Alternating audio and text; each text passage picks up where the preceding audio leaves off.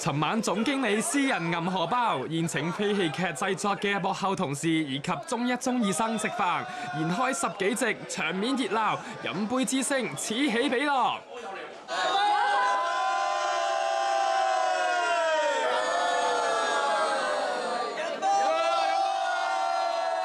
總經理點解請我哋食飯咁好嘅？係咪取締加人工㗎？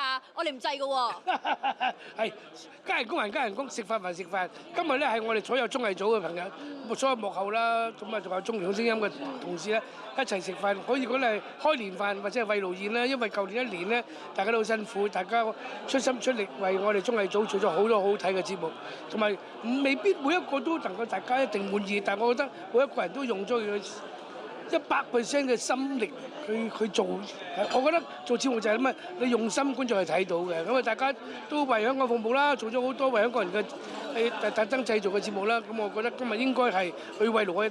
其實喺3月先食呢個開年飯咧，我都好唔好意思。咁大家咧，大家都忙，大家又可以出嚟 trip 啊。今日最齊人嘅一日，咁所以我特登揀今日。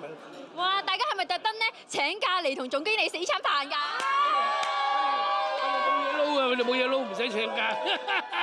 今日我哋係咪有咩要求，你都會答應我哋先？有咩要求啊？加人工，加人工。加咗啦！你哋想有咩要求？